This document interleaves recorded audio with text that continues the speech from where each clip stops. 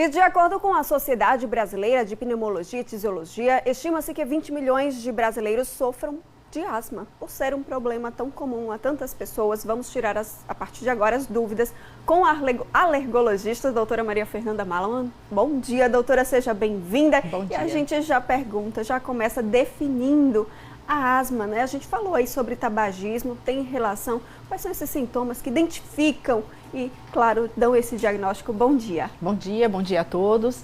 A asma ela é uma doença que é caracterizada por uma inflamação do tecido pulmonar. Essa inflamação ela pode ou não ser de causa alérgica, porque também tem muitas pessoas que acham que 100% das asmas são alérgicas e não é verdade. E a asma é uma doença crônica. Geralmente, no caso da asma alérgica, ela vai se manifestar logo no início da vida e ela vai ficar por muitos anos e pode estar associada também a sintomas nasais, como coriza, espirro, entupimento nasal, coceira no nariz e nos olhos. Então, é uma doença que, na verdade, vai acometer toda a via aérea, do nariz e principalmente o pulmão. Olha só, já definimos então que é essa doença. Agora vamos para as dúvidas, né, do telespectador que sempre nos encaminha aqui. A Maria Eduarda de Ilha das Flores. Estou começando a correr, mas fico logo cansada. Me falta o ar. Como identificar se tenho asma?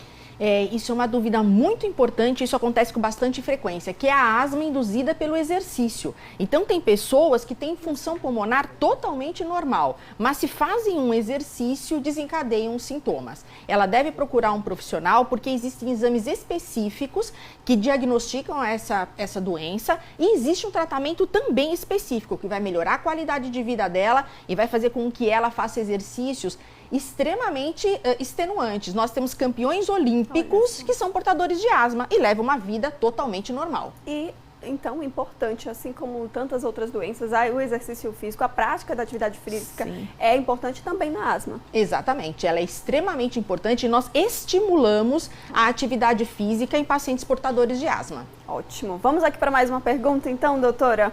Vamos aqui a Karina Souza de Aracaju. A asma é um fator de gravidade na Covid-19? Houve muito essa dúvida no início, né, doutora? Se era ou não. E então? Então, realmente no começo houve muita polêmica, inclusive nós não sabíamos exatamente, né? Nós aprendemos tudo em tempo real com a Covid, infelizmente, mas nós sabemos que os pacientes que têm uma asma leve a moderada, isso não é um fator de risco para a gravidade da doença. E pacientes que têm já uma asma grave, eles podem ter uma evolução um pouquinho pior.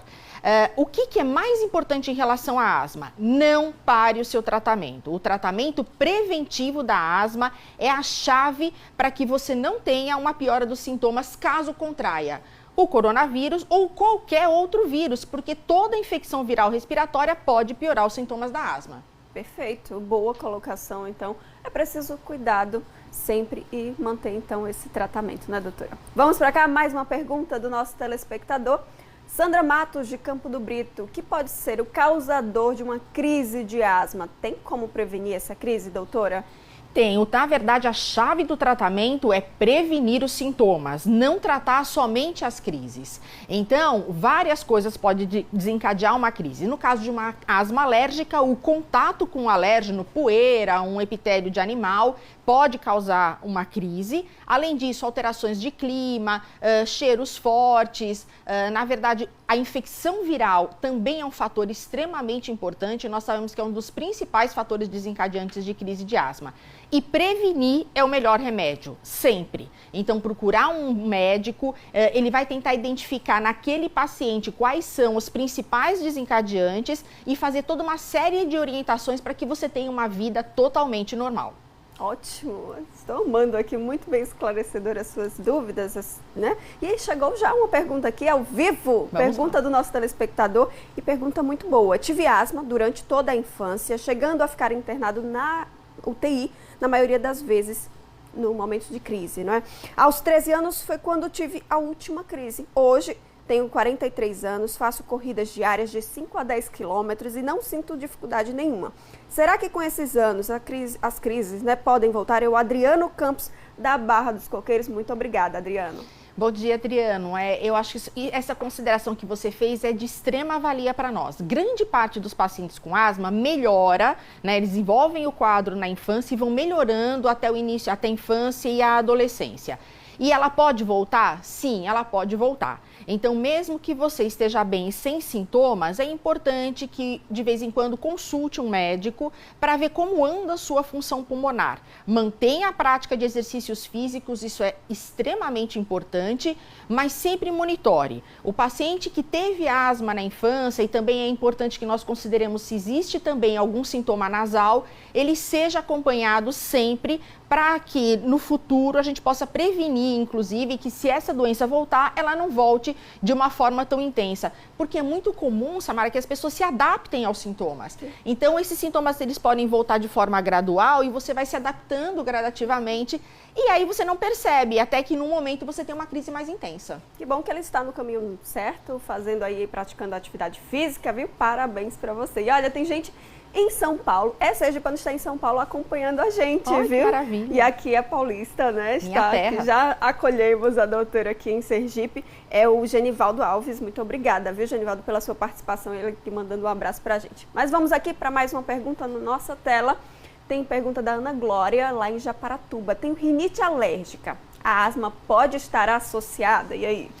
Eu acho que eu acabei dando um spoiler, né, no começo da entrevista. Realmente tem uma associação muito importante. Nós chamamos, na verdade, como eu falei, a via aérea é uma só, é como se fosse uma árvore, só que virada de cabeça para baixo. A raiz, né, cavidade nasal, nós temos o tronco, que é essa via aérea intermediária, e a copa da árvore, que é o pulmão.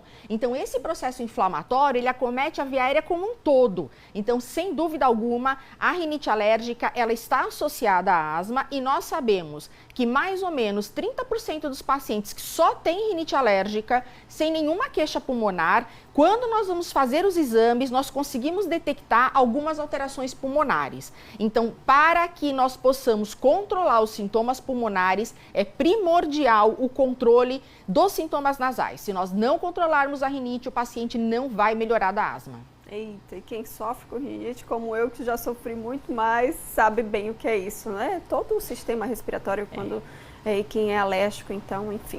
Olha, a Carira, o pessoal lá em Carira acompanhando também, muito obrigada pela participação. É a Lucineide, ela tem 2 filhas que têm alergia.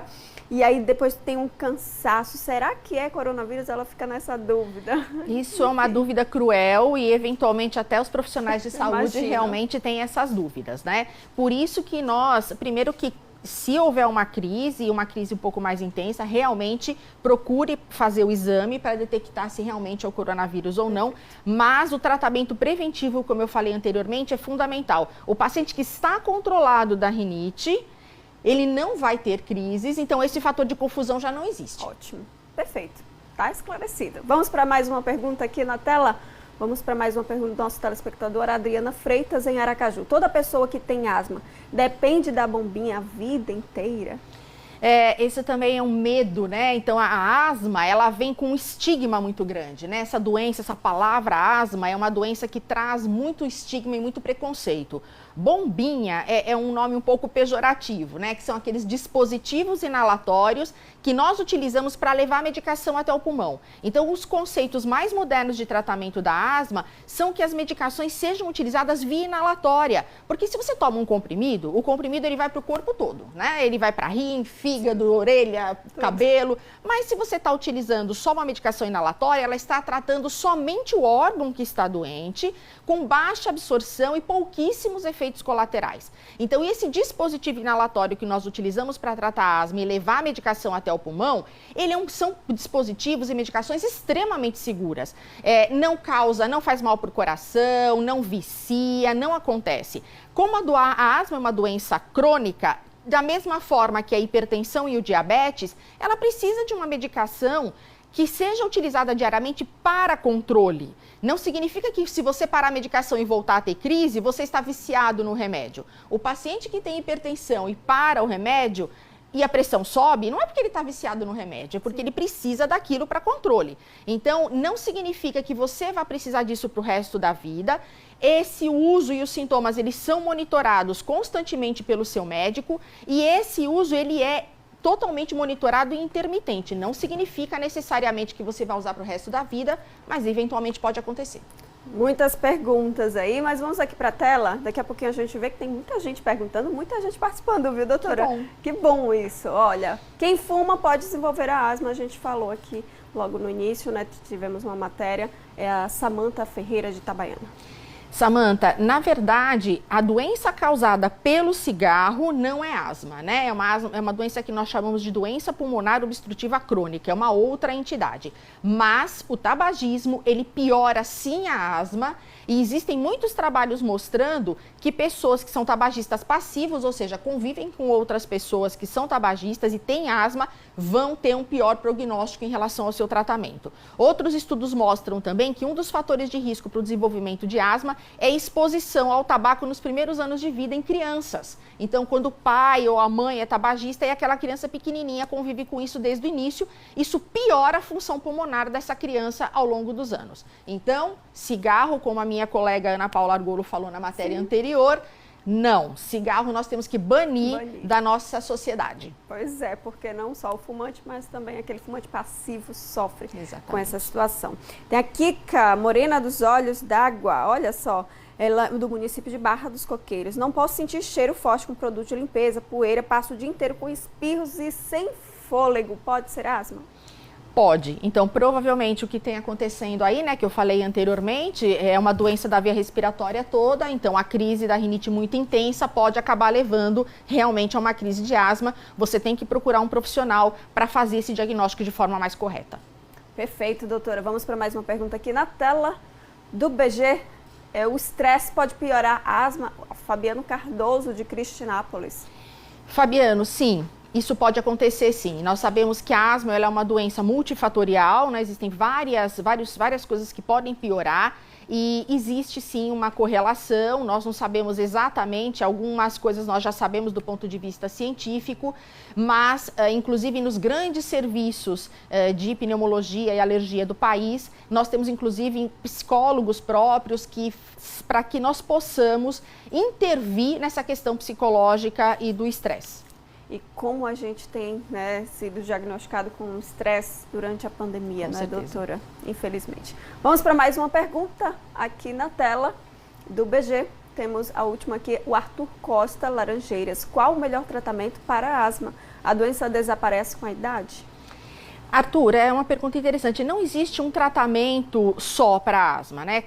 O tratamento ele é extremamente individualizado. Por isso que você tem que ter uma relação muito boa e muito próxima com o seu médico. Cada paciente tem um perfil diferente e nós vamos individualizar esse tratamento. E a asma é uma doença que sim, pode ser para toda a vida, mas não significa que você vai precisar de medicação para toda a vida. Cada paciente é um paciente. Pois é, e por isso a avaliação médica é importante, né, doutora? Aqui o Hernan Sobral, qual o melhor teste para avaliar possíveis causas da reação asmática alérgica? Bom, no caso de se você existe essa possibilidade de ser alérgica, procurar um alergista ou alergologista, tanto faz, né? E realmente fazer os exames para detectar qual é o principal alérgeno que está desencadeando essa crise e retirar esse alérgeno do seu convívio, né? Mas isso existe, é muito individualizado. E procurar também alguns outros exames que precisam avaliar a sua função pulmonar, que é a espirometria, que nós chamamos, ou prova de função pulmonar, que vai também definir e vai ser importante no diagnóstico e no tratamento e no acompanhamento desse paciente. Mas é importante nós lembrarmos que o diagnóstico de asma, ele é clínico, ou seja, aquele paciente que tem o cansaço, o chiado, a falta de ar, aquela tosse seca quando faz um esforço físico ou tem contato com algum alérgeno. Então, o diagnóstico é feito por muita conversa, muito papo com o seu médico, associado a alguns exames. Perfeito, doutora. Só uma última pergunta, porque a Covid realmente traz muitas dúvidas quanto à asma, quanto a todo o sistema respiratório, porque atinge, então, esse sistema. Mas quem teve Covid tem uma piora aí da própria asma? Nem todos os pacientes, né, vão ter piora dessa asma. Se esse paciente está muito bem controlado e esse processo de inflamação pulmonar está sob controle, não existe uma chance aumentada de piora dessa asma. Então, foi o que nós falamos anteriormente, está com um pouquinho maior de risco aqueles pacientes com asma mais grave e que aquele paciente que não está controlado, que não está fazendo acompanhamento médico. Ai, doutora, eu queria agradecer pela sua presença aqui. Eu que agradeço. Foi muito bom, muito esclarecedora a entrevista, as dúvidas aqui, a sua participação, que com certeza é muito importante, não é? Muito obrigada, doutora, Muito e obrigada. até a próxima. Até a próxima, um bom dia.